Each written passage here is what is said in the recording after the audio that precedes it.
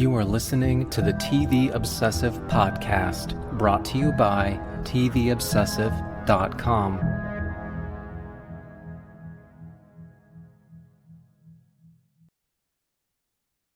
Hello, welcome back to the TV Obsessive Podcast. This is episode 165. My name is Ryan Kirksey, writer and contributor for TVObsessive.com, and joined once again by Cameron Crane, executive editor for the site. We are moving through rapidly this show Silo, which we will cover again today. Cameron, you are writing about it. We had some choices at this point in time what we were going to cover. I think that I'm glad that we're talking about Silo. um, there's a lot of things I think to discuss, a lot of depth, a lot of morality, a lot of things we can get into with the topics from the show so far. Yeah, agreed completely. Probably referencing sugar. I mean, I guess but there could have been other options as well, but we did cover sugar on the podcast for season one. I'm writing on that again, but I'm glad we're talking about Silo. It was occurring to me, right? Like, what would what kind of like two shows at the same time could possibly get us to the level of doubling our workload podcast wise. And I was like, Silo and sugar, isn't it? Like, and I hope this doesn't happen, to be clear. But part of why I mentioned this, one of the news items I noted was Alien Earth casting. If we jump to that maybe a little bit, and also Task season two, we covered both those shows on the podcast. So Yeah. I was like pinging in my mind, like, oh yeah, like probably we'll do Alien Earth again. Like, what if it's at the same time as Severance or something? Yeah. Like I think there are only a couple of things, and fingers crossed doesn't happen because I don't really want to get into a space where we feel compelled to do that on the podcast. But we have kind of Well, planted our flag on a few things. I think Silo's one of them, and I totally agree with what you said. I mean, I know we've covered some things that maybe struggled a little bit to find things to talk about with, things yeah. like hijack, for example, or whatever. But with Silo, it's like no problem at all. If anything, my Yeah. fear is we're sort of going too long or something. So all the Yeah. people Well, who are one of watching these show, days, I'm going to convince you to, we'll do either House of the Dragon or Night of the Kingdoms, and I'll pull out, the Westeros maps and all the family trees, and we'll get into all that and really bore you to tears. yeah, man, if it, whenever House of the Dragon season four comes out, presuming we're still doing this in 2028. Which you probably, I think that's what it's going to be, right? It's like Yeah. 20. Yeah. But whatever that is, if it's done in competition with something else we feel should be prioritized, oh yeah, we do it for the final season. That'd be fun. I'm watching that. We've been hitting on that sort of weekly. No need to, I don't know. We don't need to become a secondary House of the Dragon podcast that Yeah. doesn't that avoid spoilers, so we just say vague things like, "Oh, Yeah. That's right. show's pretty good." I agree. Anyway, um, other things this week, I wanted to mention Lucky. This I think we talked about this maybe going back as far as when it was announced for the first time. It kind of pinged our radar, in part because it's starring on Taylor Joy. She's the main playing the main character here, Lucky, as she's called. Timothy Oliphant's already, sorry, Mm. Timothy Oliphant's also in it. I'm a big fan of him, and Annette Bening and some other people. Right, it was one of those things where the cast list was from the very beginning something that's like, oh, I'm going to check this out. And then we saw the trailer, and it looks like a lot of fun. Are you planning to watch this one, Ryan? Yeah, actually, it's funny you say that because I've kind of carved out a part of my week where, like Wednesday nights, I do an Apple show now. It seems like it's been this way for a while. Next week, I guess actually, yeah, this will coincide with the finale of Maximum Pleasure Guarantee, which we've talked about a little bit with Tatiana. Now I'm drawing a blank on her last name. Tatiana. Maslany. Maslany, yes, yes. Yeah. So the finale of that show will coincide with the premiere of Lucky, and so I'm just going to reserve that spot every Wednesday night for this one because this one looks good to me. Cool. Yeah. So I've seen the first episode, and I'm just gotta be honest. Cards on the table here. We're actually recording this early, but it's going to come out Yeah, on July 17th. So by the time you're listening to this, Lucky will be available for you on Apple TV. I watched the first episode. It's a two-episode premiere. I do have some mixed feelings about it, but like maybe it would be almost helpful to prime you in terms of your expectations. okay. Um, because I'm feeling a little bit on the fence as to whether I will continue. I think I probably will. It's only going to be 7 episodes overall. Okay. And again, I am a fan of Anya Taylor-Joy, and I am a fan of Timothy Olyphant. But this one's a bit broad, as it were, Hmm. right? Like this is prepare yourself for like action thriller that has moments that definitely feel cliched. That's what you're getting at. Okay. Okay. Yeah. Um, and hopefully this doesn't feel like a spoiler, but it is the kind of show where someone will be running away from the FBI, have their name called, look over their shoulder, make eye contact with the agent, and then start running again. Yeah. You Okay. know the vibe, Seen that before. Yeah. Yeah. yeah. And apologies, that happens. So it's like but that I think is almost exemplary of like the kind of show it is in a certain way. And we'll see, it's only 7 episodes, but I almost I'm hoping for a bit more plot. And they are releasing two at once, so maybe it's on me that I haven't watched the second one yet. And maybe the second one will I don't know, deepen the characters a little bit more or something like that. But yeah, maybe we'll revisit later after Okay. you've Yeah. watched it as well. And Yeah. I'll take a look at that. We'll have to revisit at some point. the other thing I wanted to mention briefly that I've been watching, hitting the YouTubes. Are you familiar with Adam Conover? I have to admit, I did not know this name until you typed it onto our sheet today. Interesting. Okay. Well, so like I've been something of a fan of this for a while. I used to have this show called Adam Ruins Everything, which I believe was on True TV. Not sure if Okay. that cable network even True TV exists famous for anymore. your lackluster NCAA tournament games whenever that comes around in March. Yeah, I feel like Adam Ruins Everything was like the only True TV original programming I ever got into. But on that series, it was I don't know, you dig into some kind of question and cultural myth, urban legend kind of thing sometimes, or that's maybe not quite the right way to put it. One that sticks out in my mind was, remember an episode where he's talking about the infamous McDonald's coffee lawsuit, you know. Okay. Yep. And look, the upshot is lawsuit was totally justified. Hmm. Like everything, and but it's in the consciousness as if it weren't, as if it were. Anyway, he also does stand-up comedy and so on, but so far as I gather, at this point, it's almost like his primary avenue is through YouTube and the YouTube channel, which is Adam Conover is the name of the channel as well. Yeah. And he does like factually as a series of things. So often he'll interview people. Anyway, he put out this video relatively recently, which is what I really wanted to mention, talking about why they don't make sitcoms anymore. And Oh, so I okay. wanted to recommend this to people, very much in our wheelhouse. And I thought it was quite interesting. And it was like, a lot of this stuff I kind of knew, but he articulated it better than I could and had more, like factual detail in terms of what he was saying. The starting point being, these sitcoms, classic Hmm. sitcoms, like, you know, well, The Office, relatively recent still, Yeah. Friends, Cheers, Frasier, whatever.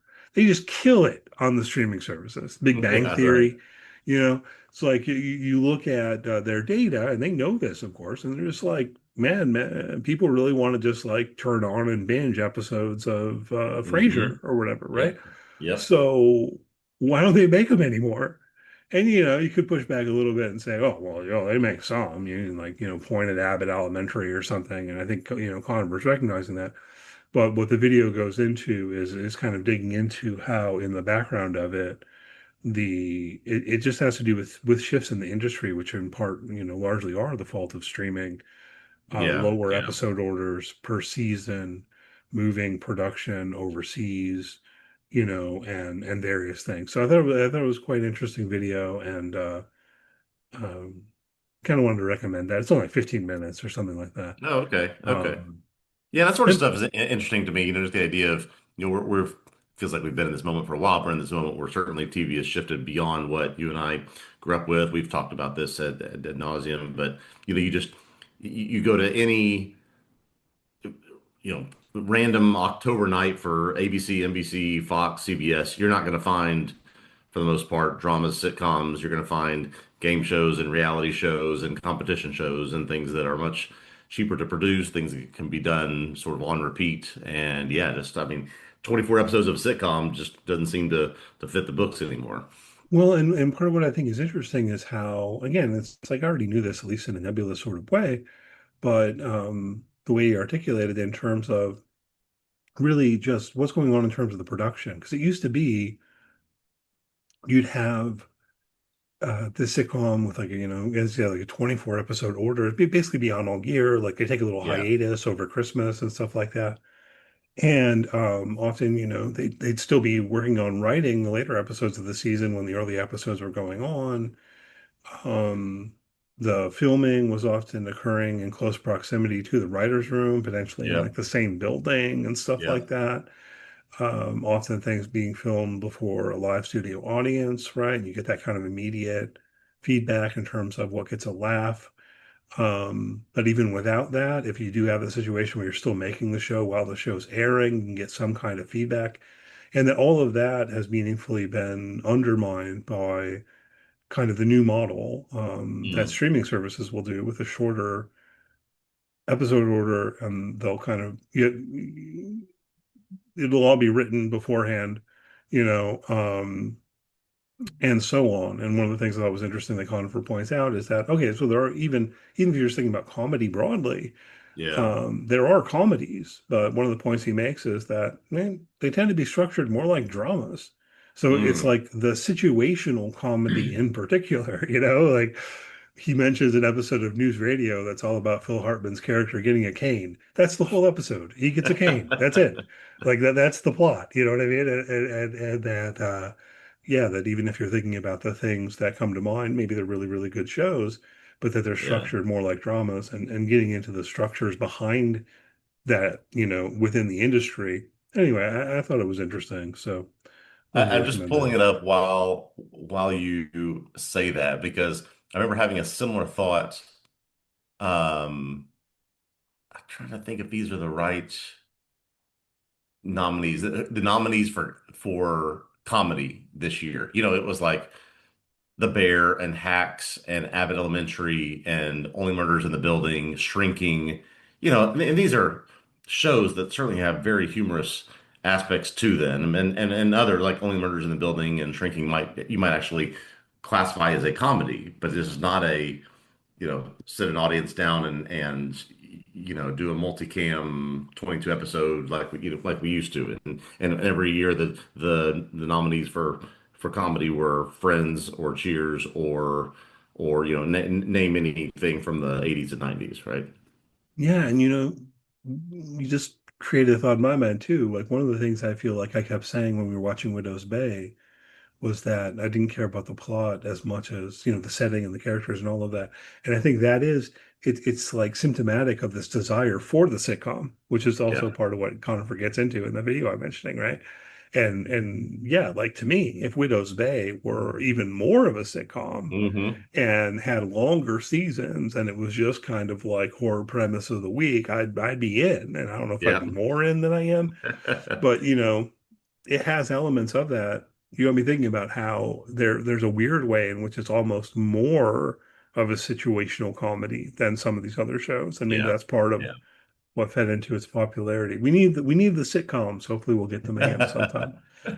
Um, it looks like you have dipped in on the Traders Canada, Man, available now I'll on tell you. Peacock. I was How's it I would going? tried to wait till September to sort of scratch the itch of more traders. I just couldn't do it. I saw it every time I opened Peacock. It was right there, tempting me. Traders Canada. I opened this up and did not realize it was 3 seasons. I Oh yeah. started with season three. I didn't. I don't know why. Oh, I well, don't know if that was a mistake or what, but I'm I don't four or think it five episodes. matters.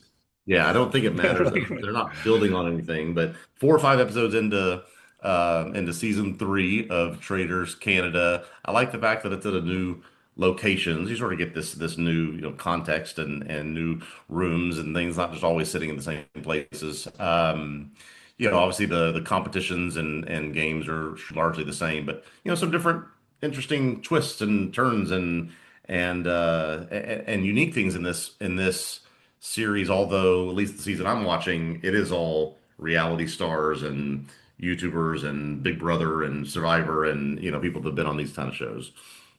Yeah, I mean, but it's interesting to me because even then they're like Canadian versions. So Yeah. like I don't know who the US versions are either because I don't watch Big Brother and stuff like that, but I definitely don't watch Big Brother Canada. Right. But nevertheless, I feel like there's this difference between what I don't even know how to put this. The persona or vibe of a Big Brother contestant US version as opposed to a Big Brother Canada contestant or whatever. Like they don't feel quite the same. There's No. still a way in which the Canadian reality celebrities feel, I don't know, humbler or something. Yeah. Is that you One think? one of the people in the first episode says something to the effect of like I'm Canada's biggest villain or something, and it's like, well, you're like the nicest guy in this place. You're nothing like the US version of this. Yeah, I mean, I definitely enjoyed it. Yeah, that might be. I don't remember now. It's been a little bit since I watched it. Actually, I found it, through some other means. My trader's addiction. Um, the only reason I could think of, in terms of starting with season one as opposed to season three, is they tend to do these things in all the versions where they add wrinkles as it goes forward. Yeah. So if Yeah. you are watching it as it were backwards, you're just going to like remove wrinkles. But other than that, I think Yeah. it'll be fine. But I was struggling to remember whether in season one it was mostly reality type contestants or more everyday people, and I'm afraid I don't recall. Yeah. What do you think of the host though, Kareen? What do you think of Kareen? I like Kareen personally. Interesting. Yeah, I do like her as well. I can't say she reminds me of either Alan Cumming or the UK host, whose name slips me at the moment. Yeah, Claudia. Claudia, that's right. Yeah. No, but I uh, sort of find her a little she's trying to be kind of morose and she's trying to sort of be funny at the same time. So I think she's got a pretty good personality for that type of show. she also has at some points absolutely outrageous outfits. I don't know if you've gotten to any of the extreme versions of this yet. Although maybe in season three you might get them quicker than if you started with season one. Have you gotten any of the like just like I'm not even talking about, Alan Cumming. I'm talking like a couple steps beyond that in terms of looking at the fit. Have you encountered anything that stood out to you like that yet? Yes, there is one where it's funny you say that. They were doing a task. It was out by the lake or what, like an inflatable rectangle something across her chest, and that was all she was wearing. And so yeah, there have been some odd things with the first four episodes. Yeah. I mean, but it's good. I like her. And apparently, I've not watched this, but I did think it was interesting note as I looked into it a little bit.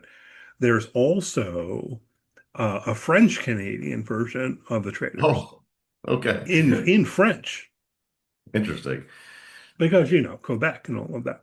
Yeah. And Korean is oh man, I was gonna say, should I try the Quebecois? I don't know if I'm saying it right. Anyway, she's from Quebec. Um, she hosts that one too, and that's not on Peacock, but there was part of me that was kind of like, I'm going to do Oh, one that's okay. not in English. I don't know. It could be kind of interesting to watch the Quebec version of the Traders. But so far, I have not gone beyond the versions that are at least in English. You know what I Got mean? it. Yeah. So, yes, I've watched the US one, the UK one, the Australian one, the New Zealand one, the Irish one, and the Canadian one. But I haven't dug into like, I think the original one even was in Dutch. But, Oh, wow. I think that's right. I have to double check that. But anyway, if you look at like the Wikipedia, there's versions in all sorts of countries around the world. Well, we're gonna have to check Um, back in mid September to see how the new civilian version of the U.S. Traders is. yeah, I think at this point I do need to dial it back. Like if they make more Traders Canada, I'll probably watch that as well. I think I get the feeling that they're not doing any more in Australia or New Zealand. Hmm. Maybe I'm wrong, but it's been like a couple years, I think, at this point. Um, so yeah, I do feel like I'm getting a little bit at risk of burnout. So well, I definitely need to not seek out the Traders India. You know what I mean? Yeah. Um, although I'm sure I enjoy it. Anyhow, yeah, just a couple of news items to hit on. I briefly mentioned or alluded to a couple of casting announcements before. Maybe we'll start there. Both shows that we've covered. Um, let's start with Alien Earth. This maybe stands out to me more, but the other one might stand out to you more. I don't know. I can't recall now if we covered on here the previous announcement that Peter Dinklage is going to be in season two of Alien Earth. Want to mention that if we haven't. This week, the news is they have further cast Tracy Ullman. I presume people just know who Tracy Ullman is. Yeah. Sam Spruell, who, of course, we know from Fargo, at least, Mm. which we covered on the podcast and other things. Jerome Flynn, of course, we would know from Game of Thrones and some other things. Um, yeah, I don't know. Thoughts? Excited about Alien Earth Season 2? Apparently, it is in production. I bet you can predict what my thought was when I saw this. My mind is always and forever thinking about Game of Thrones. So my first thought was Tyrion and Bronn back together again. These guys get to reunite on Alien Earth. So Jerome Flynn, I've been playing Bronn, Peter Dinklage playing Tyrion. So these guys are back together again. I think these are all fantastic additions to the show. Sam Spruell was also in Night of the Seven Kingdoms, but we loved him as you were better at the name than I was in Fargo. Just sort of this real interesting character. So these are great additions in my mind. Yeah, agree. And it's weird. I hadn't even somehow put that together personally. So clearly you are the bigger, Westeros guy on the podcast here. I mentioned Peter Dinklage even, but somehow maybe because he wasn't part of this announcement, I didn't Yeah. quite directly. But yeah, you're absolutely right there. So looking forward to seeing it. I am.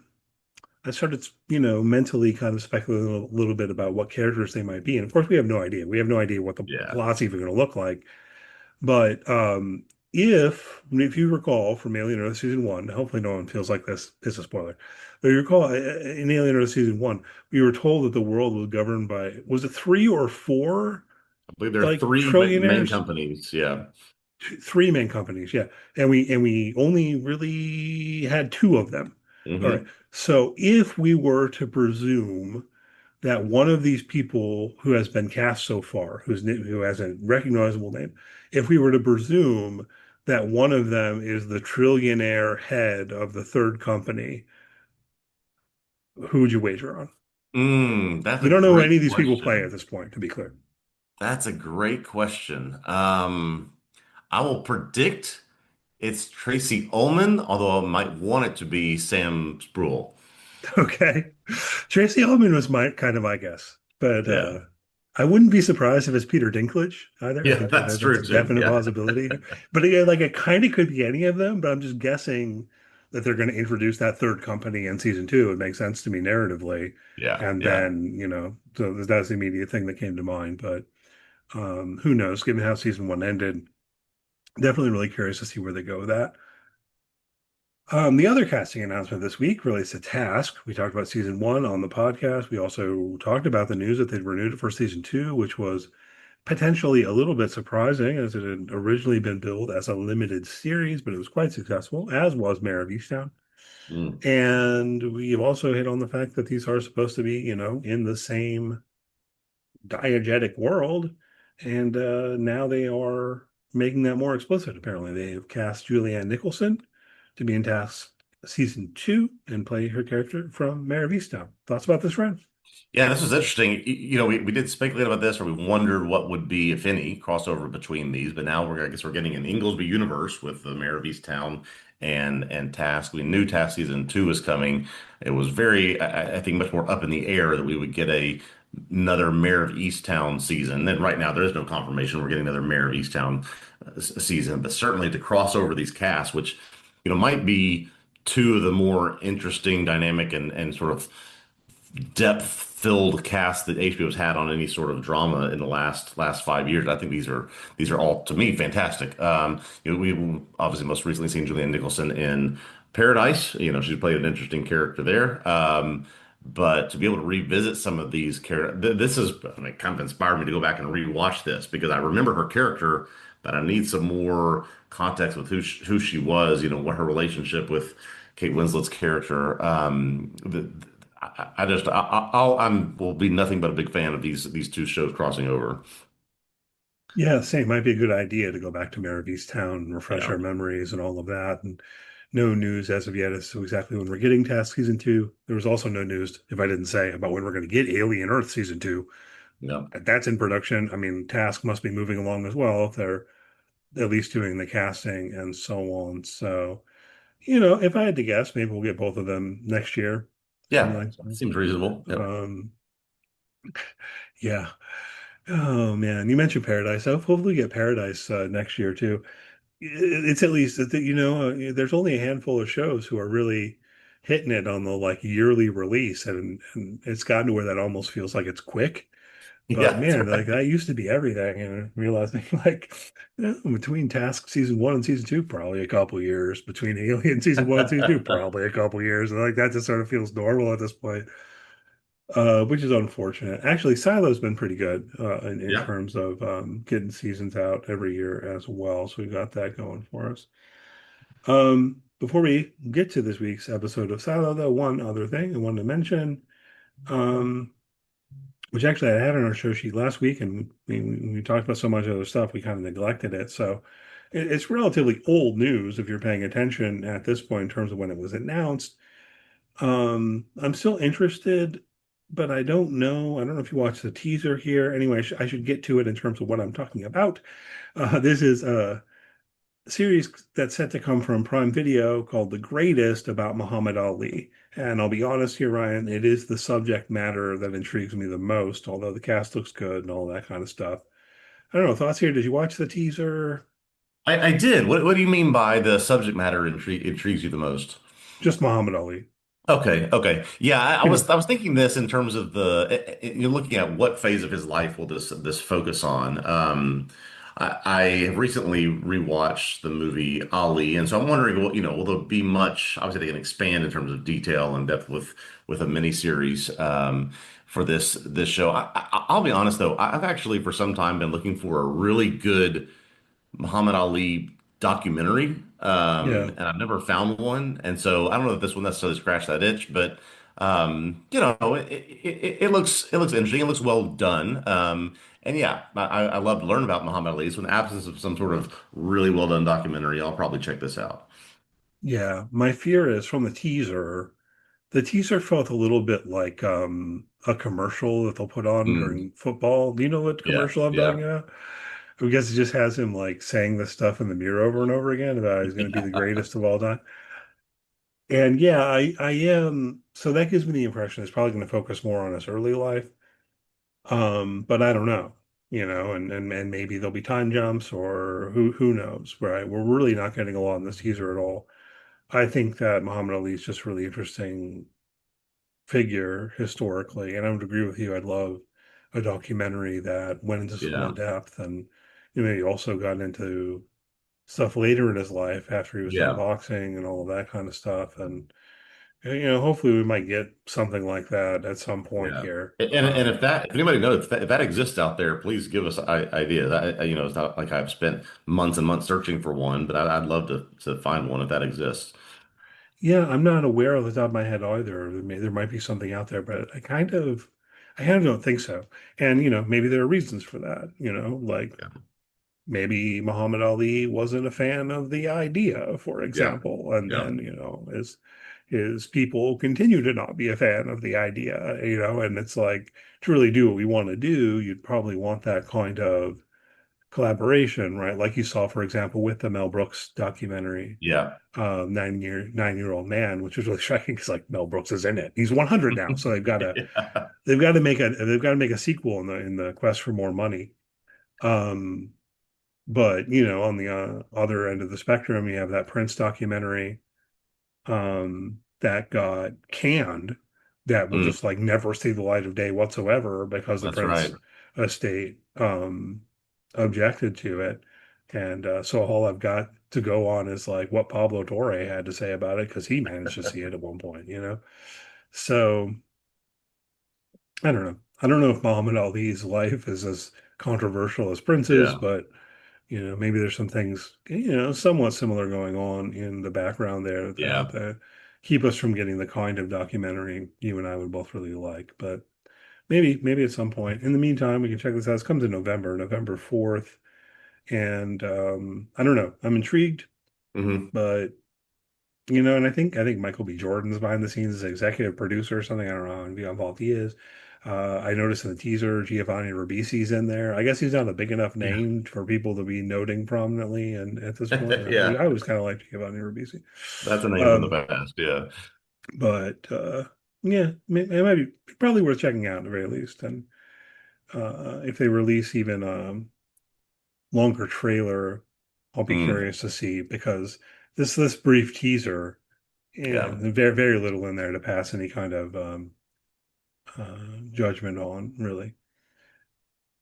But okay, so let's get to Silo. We're up to season 3, episode 3, titled "The Dark Web."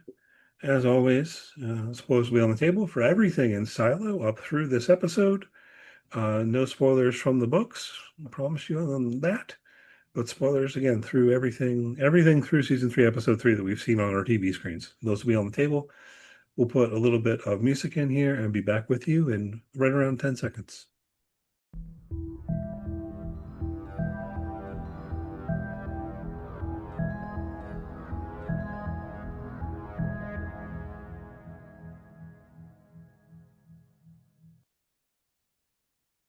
Okay, we're here to talk about Silo, Apple TV, Season 3, Episode 3, titled A Dark Web, written by Arik Avelino and directed by Michael Dinner.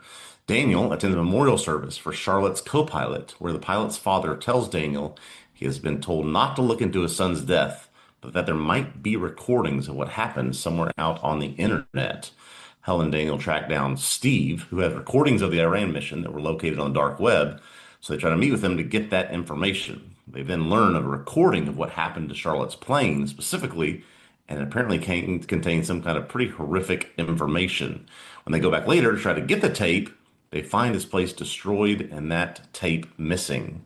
In the silo, Juliet continues to spit out her pills and tells Jerry that she needs some alone time and goes out for a walk. She sends a note to Shirley asking if she can get help for finding where Lucas Kyle is.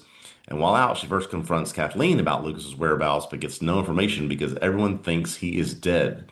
Camille and the algorithm follow Juliet's day from afar, try to come up with a solution to keep everything under control so they don't have to release the vitamin D into the water because the silo is very dangerously close to the safeguard. Juliet shows up at the school of Robert and Camille's son, and Robert tells her never to come near them again. At home, Robert is desperate for them to do something as a family, but Camille is too focused on her work as head of IT. But she does end up telling Robert about the vitamin D plan. When Juliet finally talks with Shirley and Knox, she decides to ignore their warning and go down straight into the mines. While there, the algorithm encourages Camille to take action in case Lucas Kyle is alive. Camille fumigates the mines, which forces Kyle out of hiding and on the run, but it also kills several people, including Orla Kent, and injures Juliet. Afterwards, Camille commits to killing Juliet to save the silo. I'm going to admit that for the first time this season, now 3 episodes in, so almost a third way through the season, my excitement or interest in this Silo storyline dipped a little bit. I'm Interesting. wondering now if this season is going to be just a cat and mouse. We're just trying to get Camille and Juliet to avoid a confrontation, or they're trying to escape one another. I'm not convinced. Again, having not read ahead, I'm not convinced that this is a lot to do with something integral to the plot. And so I may be on an island with that, but just sort of how I felt after this third episode. That's interesting. Yeah, let's start there because in some ways I felt like, oh, do I almost have to do a mea culpa for things I was saying last week, worried about the pacing? Because if it seemed like, oh, well, now a lot's happening really quickly. But you know what, Ryan? You're probably right to remind me. Don't get too excited, Cameron. It's probably still going to take the whole season for this to resolve. It doesn't Yeah. feel like it should, though. It really doesn't feel like it should. So I don't know. I mean, I guess I was fairly hooked in this episode because it's just like big bang boom, stuff's happening. You know what I mean? Hmm. Um, I kind of thought it was going to take way longer for Juliet to move in this direction of looking into things and actually find out anything. So the Yeah. fact that here it was just like, okay, well, the next day after last episode, she spits out her pills again and she tells Jerry, oh, you know how you were saying yesterday, you'd like let me, give me some space. How about that? Let's have some space, Yeah. And of course, other people are watching her anyway, but the fact that she just proceeds kind of so quickly in terms of her investigation. I think I also I enjoy what they're doing with Juliet at a character level this Mm, season, which is interesting because um, I don't know how much we might have talked about this when we're covering season two, but I definitely had mixed feelings about Juliet in season one, and I can't recall now how much they lingered into season two. And like maybe I still do to some degree, but I feel like I know her now. And what's kind of interesting is how this kind of amnesiac Juliet feels mm, like the same character, but she's not the same character insofar as she doesn't like remember stuff, obviously, but that these aspects of her character that we've gotten to know are coming out anyway, right? yeah, Like stubbornly deciding to jump down through the yeah, gap or whatever, even though everyone's told her it's not safe to do so. And so, "Oh, screw it, I'm doing it anyway because I'm Juliet." You know what I mean? yeah. I think I would certainly agree that she is playing that part well, and she's given sort of an interesting plate of things to work with in the season. I do think she's playing it well. It just it feels to me like I'll put it this way. To your point, I don't think in episode 4 or 5 we're going to see the vitamin D go in the water. I don't think we're going to see a safeguard be an issue. I don't think we're going to get Lucas Kyle do an information dump. And so these characters are kind of just dance around each other for the majority of the season. And to your point, and then we'll resolve it in the last step of the season. I guess maybe my question is, what is it? What are we trying to resolve? That she knows what's happening out there. She knows about the silos and needs to desperately tell the rest of the people there that information. I guess that's where we're pointed, right? Yeah, I would think. Got to do it. We got to disable the safeguard. Yep. That's the end game. And like, look, I mean, I would largely expect that to happen. I mean, again, I don't generally think the point of watching TV is to try to play the game of guessing what's going to happen. Yeah. But it's hard for me to see many other narrative directions. Like this is even why I put on my show sheet, how will Juliet survive? Not Yeah. will she? Like, Yeah. I would be stunned if they decide to kill off the main character next week. Exactly. I mean, sure that this show kind of did it at the beginning where the main characters in episode one and two were not the main character moving forward. But then I think the shift to Juliet as our protagonist, I feel like that's going to hold. Like I have no idea Yeah. what yeah, you could kill off Bernard, but I don't, Juliet's not going to die. But Yeah. then to tie this into what you were saying, I guess I'm withholding judgment until we watch further. I get Yeah. your worry entirely because I could see it going in precisely that way. And I guess in some ways, though, I let this episode set me up for possible disappointment again about the pacing because I wasn't feeling that on my own really until you brought it up. And now I'm thinking about it. So that would be the first question, right? Because look, in terms of the narrative, throughout this episode, Juliet goes through the investigation, and there's some interesting Hmm. stuff that comes to light there in terms of how she pieces together the idea that, oh, well, Lucas is probably hiding in the mines. He was in the mines before. No one's going to look Yeah. for him there. The mines is viewed as like, ninth circle of hell kind of territory. Yeah. Anyway, and it's also interesting to put what Camille puts together about the idea that, oh, well, Lucas knows about other silos. So I kind of like how this stuff's coming together. If Lucas was in the Hmm. mines trying to, I don't know what, actually like trying to get a tunnel to connect to a tunnel Yeah. from another silo or something. Hopefully find out more about that. But anyway, with this all coming to a head at the end, where Camille has them spray the rat poison and all of that. Poor Orla is dead, apparently. We'll talk about Orla more here in a moment. But Juliet's not in good shape. Right. Lucas seems to have escaped into the wind again. Good for him. But like what we see at the very end of the episode is basically Juliet confined to her bed and not even really conscious. And her nurse has access to her. I think that nurse is named Anna or something. I have to double check Hmm. my notes. Hmm. And so does the head of security, the Raiders or whatever, whose name I think her name's Emerson. I should make more notes on her sheet about some of the stuff sometimes. It's in my other notes I can find. But anyway, And then they say, oh, well, and of course, Mrs. Sims, Camille, right? Yeah. So you put that together with Camille's conversation with the algorithm, which has been, and look, I know I'm talking a lot before I throw it back to you. I will eventually, I'm sorry. But like I do have to hand it to you, Ryan. You were right in terms of our conversation last week about the vitamin D plus, about like what the plan was there. It's not like necessarily going to happen. But anyway, Camille doesn't want to do that. And we'll talk about that more later in a moment anyway. If I can manage to wrap up this point without rambling too long, the point is the algorithm's like, oh, well, now we have an opportunity to get rid of Juliet. And by the very end of the episode, Camille says, like, all right, you're right. I'm going to save the lives of everyone else. I'm going to avoid wiping the memories of, well, Yeah. not just 9,900 people, but most importantly, Robert and my son Anthony. And that's where we end, right? And like, so Yeah. given that situation, this is why my question is, how will Juliet survive? Because I presume that she will. What do you think? Yeah.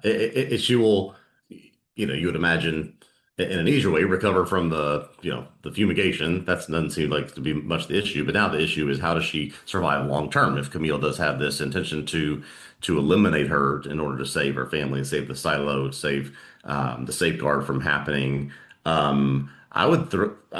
I almost had a pause on that conversation between Camille and the algorithm at the end because do you believe that Camille is going or will actually go try and kill her? Because why would they have this conversation right before about you were selected because you're such a good liar? Well, is that Camille being such a good liar that she's trying to pacify that thing for now?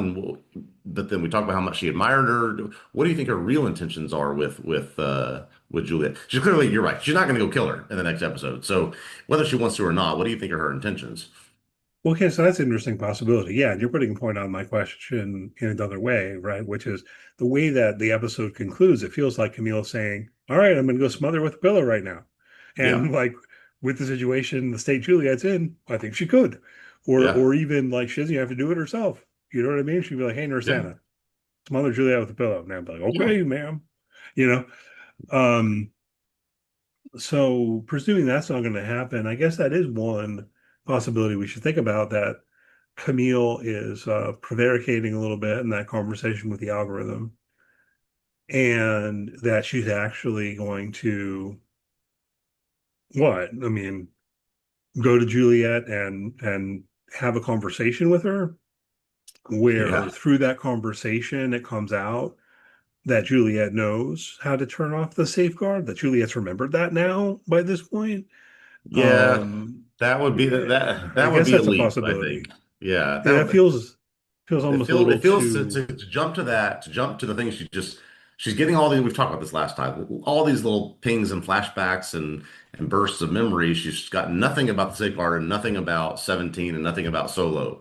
To conveniently have it come up in a conversation with Camille, maybe it's because she says something about a safeguard. That could be, but we'd have to. That would be the reason why she wouldn't kill her, I think, if she goes to do so.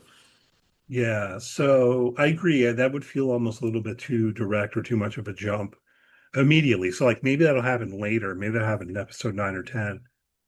And in the meantime, it will be like Billings or someone busts her out because he's somehow gotten wind of how there's a plan to kill her or something like that.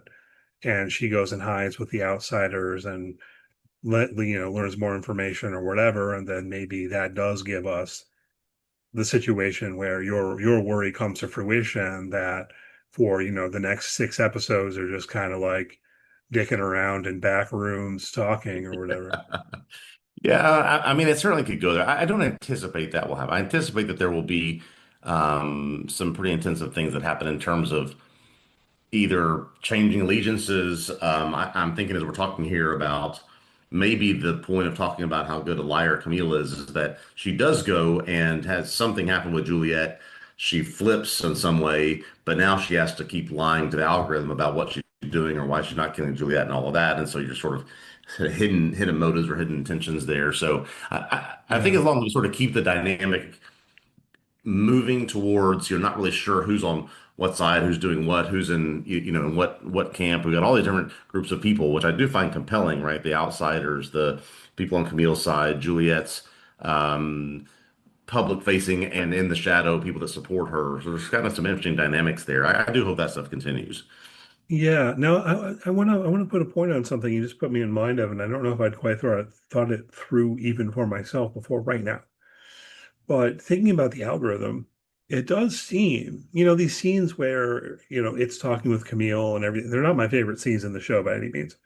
I mean, No. that's part of why I hadn't thought about this before. But one thing I think we could glean from that is it does seem like the algorithm, however omniscient it is, it's not. Like that the algorithm doesn't actually know what's going on out in the silo. It needs Camille to tell her. I'm Yes. sorry, it needs Yes. Camille to tell it, at least in a meaningful way. Like it's certainly got some information, right? Yeah. But like, why are they even having these conversations? There's an implication that the algorithm needs that information from Camille, which is interesting because if you're thinking about this question of who set up the silos and everything in the background about why, where, look, cards on the table, my bigger question is not why did they make the silos? The question is why all these rules and shit? You know what I mean? Yeah. Yeah. Um, so like how does that feed in? And one possibility I've played with over these seasons of Silo is that it's all some kind of social experiment or something like Mm. that. And that could be an explanation, maybe. Anyway, to tie back to what you were saying, I think, yeah, there is that space for some possibility that eventually, at least, Camille does take Juliet's side Yeah. because Yeah. like I think it could track with the character because her primary motivation is to keep everyone in the silo from being killed, and in particular her family. It's Yeah. And not so like, if you know, Camille's motivations are, she has options of let's keep finding ways to prevent safeguard from happening or completely disable the safeguard altogether, well, I'll choose that option so that there's not even this possibility anymore. You know, whatever you don't want to do, algorithm, you don't have the option anymore. yeah. So that would make some sense to me if we ultimately go in that direction, but I don't expect it immediately. We'll see. Yeah. Part of me really does hope that actually the pacing is going to be like faster this season than I expect, and that could be fun. But yeah, I kind of expect it to be slower as it has been in previous seasons. Talking about the algorithm, one thing that occurred to me here with the safeguard and everything else, thinking back to season 2 and Silo 17, and I don't remember if hey, I don't remember if I forgot something, right? Um, but when we saw Silo 17, like Solo told her they disabled the safeguard. We got that information. Mhm. But did we get anything about what happened to the algorithm in Silo 17? I just found myself thinking about this because, in particular, maybe Solo's been spending all this time alone. You'd kind of think that maybe if he could have a computer buddy, he'd be talking to it. But we don't see that, I don't think, as I recall. Yeah. On one hand, I have to say a little bit silent about this because I think there are some things that I don't know, but there's maybe I can speculate based on what, I've Mm, consumed the second book about this question. But not knowing completely, my speculation is, well, maybe once the safeguard has been initiated, there's an assumption by the algorithm or by the computer that things are wiped out and it's no longer needed. And so it's a sort of self shutdown or something. But we do know that the safeguard was enacted in 17, and so it's no longer, or thinks it's no longer needed. I'm not exactly sure. yeah, that's the best I've got too. Something along those lines. Either that or because the rebellion was successful and, quote, everyone went outside, Yeah, yeah, that it just doesn't care to pay attention to the strength, the few survivors, or maybe somehow yeah, doesn't even know about them or something.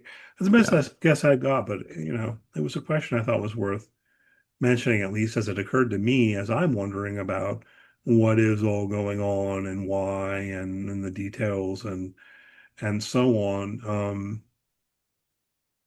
But okay, so sticking to the silo for a moment before we go to the before time Hmm. stuff.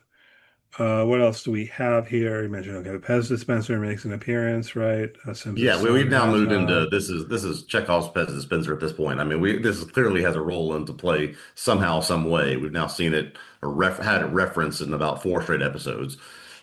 Yeah, I wonder, although, I mean, I won't be terribly angry, I guess, if it ends up being more what post-structuralists might call a floating signifier, Okay. like that it has no, this would be, sorry, this would be like a signifier without a signified, as it were. Like maybe it Yeah. doesn't actually refer to anything. Maybe it doesn't actually really have any deeper meaning. It's just kind of Yeah. there as a it where I mean it does in some way signify the connection to the before times or whatever, but maybe it has no deeper meaning. That's a Yeah. possibility. But I'm definitely curious if it does somehow. Um, Not even necessarily have a deeper meaning, but does it connect up to more things ultimately? Or Yeah. even just in narrative terms, how does it get in there? Because if that's the same one that Daniel gave to Helen, what's the implication there? Is the implication that Helen ends up in Silo 18 originally, or something like that? Yeah. We'll see. The other big thing I want to be sure to talk about is the stuff with Orla. It continues to feel almost in the background, but it's definitely there and has been in the previous episodes as well. Billings, Paul, is Yeah. a sheriff, and he's looking into her disappearance in this episode. He learns that her boyfriend, so like, not only did she become the shadow for Supply Hmm. when the daughter of the mining guy had been, but she also stole that woman's boyfriend. Did you catch all this? Yeah, that was I thought that was a little convoluted, but I generally think that's what I picked up on, and yeah, that Billings is involved in this as well. That I think that's also the implication. Do I have that wrong, or who's the other person involved in this situation? I'm not sure what you mean about involved. I wanted to throw in, I'm sorry, maybe I shouldn't have said stole. Like everyone's free, It's Yeah, like, that's true. It seemed like there was uh, a third party there that I'm maybe I'm misremembering what happened here, but Billings was finds her dead, is quite distraught about that. But was there another relationship that Orla had? I might be remembering a different thing happening here, but I don't quite know exactly where that part was going, especially since we just saw her dead shortly thereafter, or presumably dead. yeah, I mean, we saw some stuff with her family. I don't know if that's Yeah, what you're thinking it may have of. been it. It was, I mean, admittedly, did not go and sort of try to decipher what all those relationships were, so it may have been something to do with that. Yeah, I mean, I don't think that that is. I mean, her family just feels like side character type Yeah, stuff. I don't know. yeah, Maybe they'll end up mattering more. Maybe her sister will end up mattering more, for example. But at this point, like, if she has a name, I haven't made a note of it. Um, but Orla herself, I did make a note of her boyfriend's name, which again, it's fine. I can look at my notes elsewhere, but maybe he might become relevant later. I'm presuming some yeah, investigation will proceed here, and I wonder what it will connect up to. Now, I mean, of course, this is also presuming that they don't put the drugs in the water supply to erase everyone's memory. But yeah. I am presuming that, right? It's like I'm making two big presumptions as we move forward. One, Juliet will not die. And two, they're not going to erase the memories of everyone in the silo because I just don't know how the story moves forward if they do those things, I right? think those are safe. I think those are safe. Yeah. So what's going on with Orla, right? My previous question I mentioned on the podcast last week, she says she's got some kind of suspicion about how someone is stealing stuff from critical supply. At least I think that's what she's saying in that scene. She Yes. uses the pronoun she, don't know who she refers to. Now, apparently she was in the mines, Orla was in the mines when they released the rat poison, whatever. Why was she in the mines? We don't know that really, Yeah. but I could guess that it is following up on the hunch that she had before. Or did something happen in the middle here? Did someone take her hostage in some way and kind of kidnap her and was holding her in the mines? I think we Um, could benefit from, just talking about what else could we do beyond just the Camille and Juliet dance. We could benefit from some time in that space. Lucas, Orla, what's happening there? Why? What is Lucas trying to accomplish? More than just him telling us at some point. I think it would be nice to spend some time there. Although I don't know if we missed that, other than we could have to do it in some kind of flashback. Yeah, I think we probably will, though. Maybe there'll be Yeah. flashbacks to what Orla was doing in the mines, what Lucas has been doing in the mines. Regardless, I do think they've set it up to where this is going to be a relatively significant element of the plot as we move Hmm. forward. It's been more in the background, but I think it's going to matter, and so I wanted to be sure to talk about it. And I don't know beyond just pure speculation based on the relationships they've mentioned that, oh, well, maybe it has to do with some kind of revenge or whatever being taken by I think the guy's named Harwood or something, and his Yeah. Yeah. daughter. And what were the machinations behind that in the first place that led to Orla becoming the Shadow? Yeah. Um, so I expect they will mine that Nice. for further plot moving forward. I do want to say one more thing about the mines, which I know that we have some more stuff to talk about, and we don't want to run too long. But just to note as a question, I found myself thinking, why are they mining? What are they mining? Yeah. And more broadly, it got me thinking about the sustainability of the silos, which you would imagine you'd want to make these things self-sufficient. And I realized I wasn't sure if the show ever really established that I well thought that or just any that level like of detail. down deep, below the deep down or whatever the level is more just like machinery or infrastructure, things that kept the silos stable. That there wasn't, yeah, that there's not really been an explanation of what exactly would be the purpose of doing that, or why it's happening, or is it happening on a regular basis, or what, how Lucas Kyle is able to involve himself in that. I just don't know that we have any of that yet. Yeah. Well, and I mean, like you get sent to the mines as punishment. We kind of know that, but are they Yeah. actually that was my question more was, are they actually mining something that matters, or is it just kind of like punishing people to dig a hole until they die? You know what I mean? Is that the point? Yeah. But it got me wondering, maybe also because the mentions of vitamin D, we know the vitamin D plus is, or at least the plus is the memory suppressor drug. But with the mention of vitamin D, it got me thinking like, oh, well, that makes sense. You can't go out and get sunshine. So yeah, they would need vitamin D. But then I started wondering like, where are they getting vitamin D? Yes, yeah, that's true. Just digging it out of the And ground. this is like, is there an organic chemistry lab somewhere in the silo we haven't been to yet? Um, I don't know. I don't know if I did wonder if they address that more in the books. And if they do, I don't think it'd be a spoiler if you want to tell me they do, but because it would make sense to me if it would be like this boring page of Tolkien kind of stuff where they explain, um, you know, the sustainability of the silos, but maybe it's not there either, and we just have to I accept am it. not recalling it from the most recent book. I'm not recalling anything about what happens in any sort of mine situation. Well, no, yeah, it's just the minds with the whole thing. I don't know. I'm just you'd think like logically, logistically, it should be that's how it needs to be self-sufficient. They're going to live there for hundreds of years. You know what I mean? You're not bringing in imported goods. Yeah, So where are they getting all the stuff that they need? And the vitamin D stood out to me, but potentially there are other things. We know they're growing food and stuff like that, but yeah, anyway. Just to note that question. I think okay, let's go to the before times, yeah. which I very much enjoyed this part of the episode. There's definitely some stuff to talk through, but maybe it's relatively quick ultimately because it boils down to, I think, in this episode primarily the flight recording Yep. and Camille. I'm sorry, not Camille, Daniel and Helen. I don't know, names sound vaguely similar, right?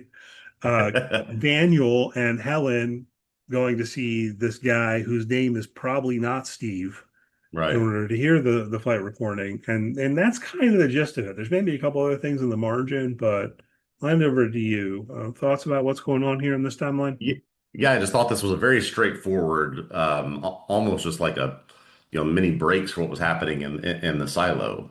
Daniel goes to this memorial service, learns there might be recordings because they were able to be captured because of the fact that the technology was replaced by decades old communication devices. And so because it might have been captured, he needs, he enlists Helen's help. They're able to find it. This guy, Steve, who's, some guy who doesn't want to be on the grid, but found this stuff on the dark web, has it. Um, Somebody else clearly wants it as well, which is why when they go back to get it, his place is wrecked.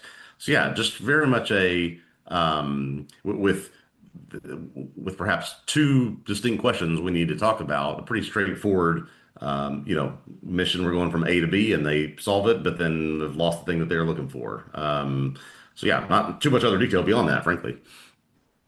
Yeah, I mean, so a couple of questions here. Let's start with the question about what's on the recording, because I don't know Yeah, about you, but as I was watching this, I was a little bit disappointed that they didn't play it for us.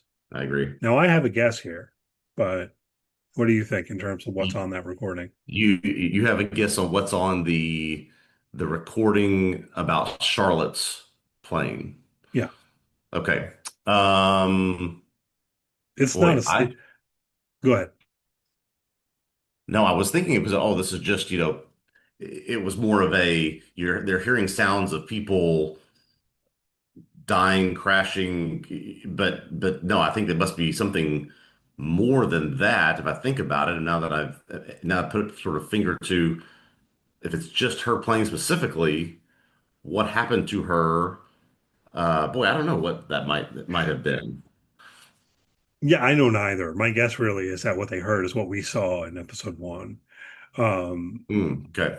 and then that's it. At least maybe that's just a story I'm telling myself, like maybe there was more on the recording and it'll come out later. Because that's what I was hoping for. I was hoping for more information. But then I Yeah. realized, well, this is one possibility is that they're not playing it for us because they don't need to, because we already saw and heard. Oh, and we actually know more than Daniel and Helen do because we saw it on the screen. Yeah. Planes crashing, bodies burning, people having to jump out. Black goo in the pot in the cockpit, all of that.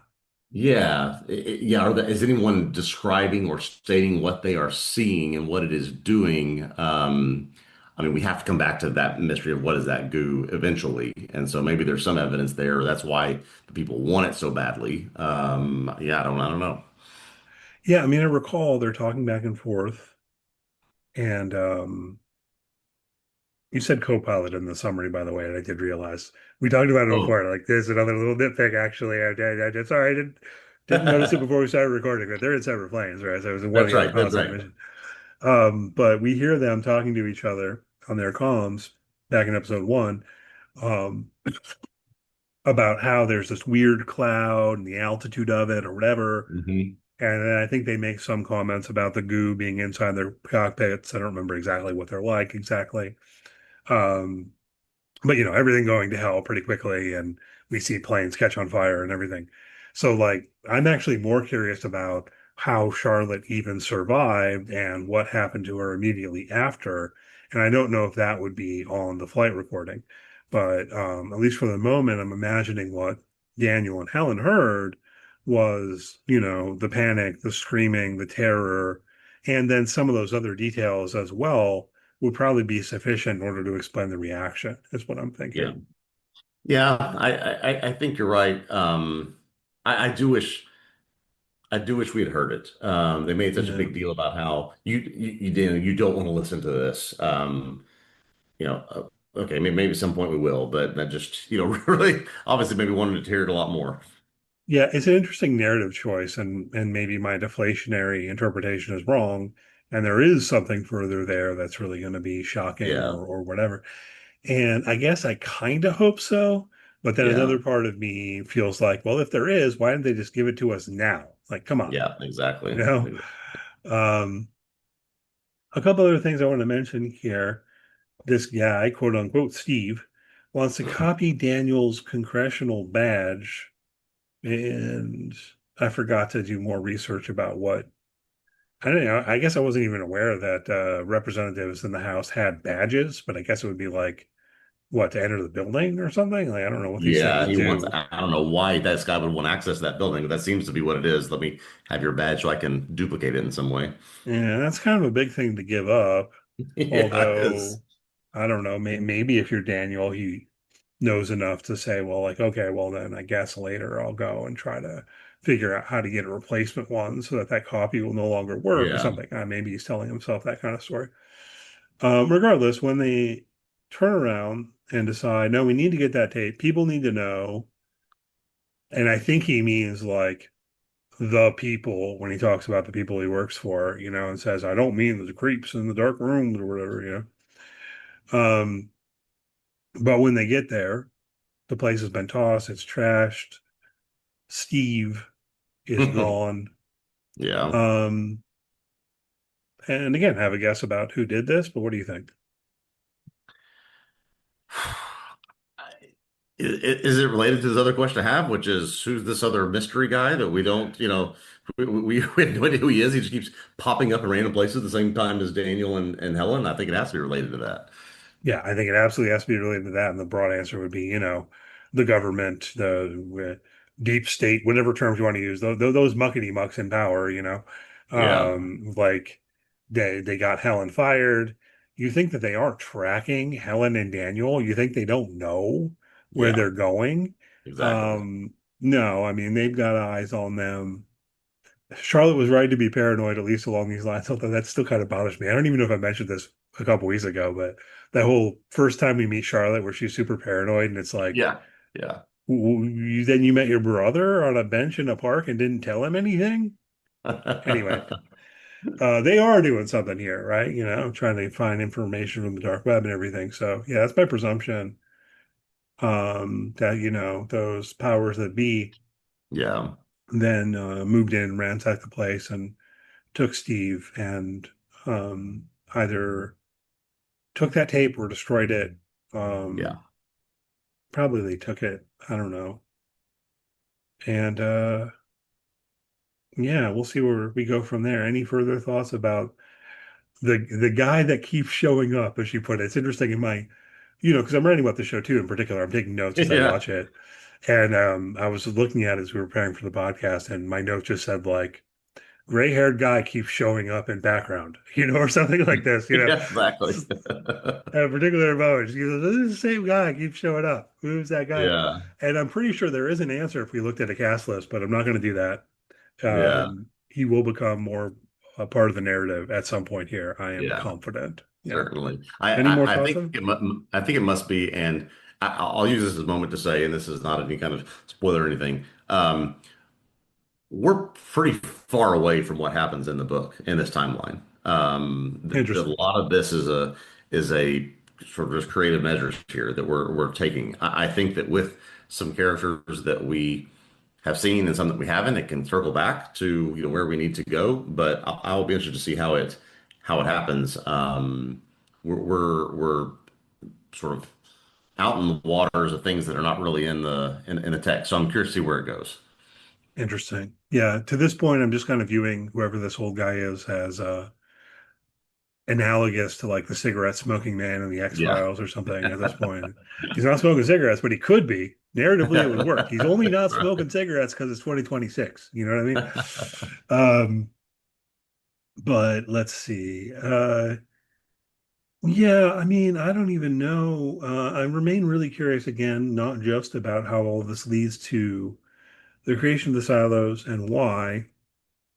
Where it's funny, Ryan, where the starting point of armed conflict with Iran is maybe oddly doing it for me less than Hmm. it would have before the US and the real world in 2026 was involved in an armed conflict with Yeah, Iran. that's right. That's right. It's a weird thing, right? Yeah, Um, yeah. but It could get weirder. I'll just say it could get weirder, and obviously this text and this probably this season were written before a lot of current events, but there's some interesting similarities. right, and I mean, like, it makes perfect sense. Like, I mean, Iran's been out there as a potential kind of like, well, Yeah, bugaboo foe on the world stage. I mean, you can go back to 2008. John McCain was, yeah, singing "Bomb, Bomb, Bomb, Bomb, Bomb" Iran, which is disgusting and offensive in my mind. But anyway, I think about that often. But so like, I get why they do the story. It's just kind of odd, and I don't know. That it might feel like almost a tangent. I don't want to get too political or anything, but like, if even like the surface level. So if the first question is why the silos, and at something like a surface level, the answer is a war that becomes catastrophic or has the risk of doing so, like nuclear winter sort of thing. Yeah. Like, this would be like the Fallout type of scenario, right?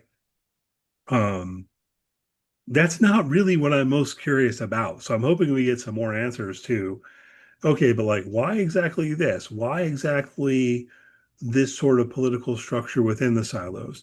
Why the safeguard procedure, right? Hmm. Like, that's particularly weird.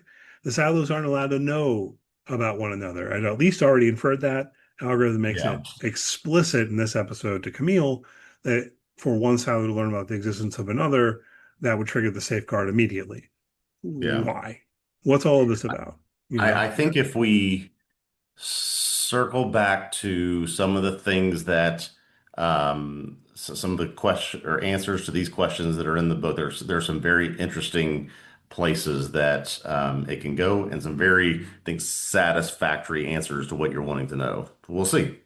Yeah, that's good. So again, Ryan's read some of the books and he did it to himself. Now he has to withhold. He has to. So Yeah. I guess that does put the onus on me because I haven't read the books at all. That if we're going to engage in any wild speculation, it's going to have to be for me here, just because like on the off chance, that I'm right or something, then Ryan will have to like be impassive or. But like a couple of things I mentioned, one possibility I continue to think about is the idea that it's all some elaborate social experiment. I find myself continuing to play with the idea that, well, the immediate area outside the silos might in fact be poisonous, as we know the world at large is fine. Uh-huh. Um, with the black goo in the plains, this comes from someone else, actually. I don't know if you ever watched this YouTuber at all, Miscellaneous Gab. I'll give her a shout out. I kind of enjoy her videos. She was speculating something about whether the black goo means aliens.